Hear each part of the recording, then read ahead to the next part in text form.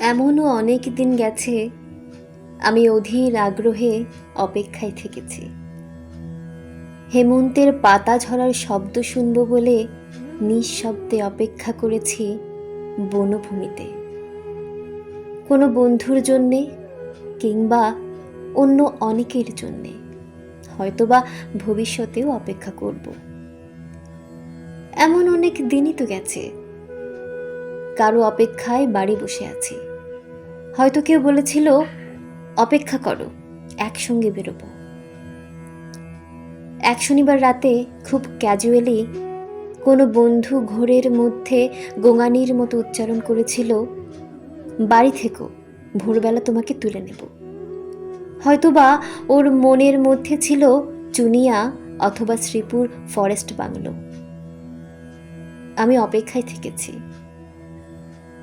যুদ্ধের অনেক আগে একবার আমার প্রিয় বন্ধু অলোক মিত্র ঠাট্টা করে বলেছিল, জীবনে তো কিছুই দেখলি না, নুবজোপিট পানশালা ছাড়া, চল তোকে দিনাজপুর নিয়ে যাব, কান্তজির মন্দির ও রামসাগর দেখবি, বিরাট গোলাকার চাঁদ, মস্ত খোলা আকাশ দেখবি, পলা ও আধিয়ারদের জীবন দেখবি, গল্প টল্প লেখার ব্যাপারে কিছু উপাদান পেয়ে যেতেও পারিস, তৈরি থাকিস, আমি আসব। আমি অপেক্ষায় থেকেছি। আমি বন্ধু, পরিচিত জন, এমনকি শত্রুর জন্যেও অপেক্ষায় থেকেছি। বন্ধুর মধুর হাসি আর শত্রুর ছুরির জন্যে অপেক্ষায় থেকেছি। কিন্তু তোমার জন্য আমি অপেক্ষায় থাকব না, প্রতীক্ষা করব। প্রতীক্ষা শব্দটি আমি শুধু তোমার জন্যে খুব যত্নে বুকের তরঙ্গে তুলে রাখলাম। অভিধানে শব্দ দুটির তেমন কোনো আলাদা মানে নেই, কিন্তু আমরা দুজন জানি এই দুই শব্দের মধ্যে পার্থক্য অনেক।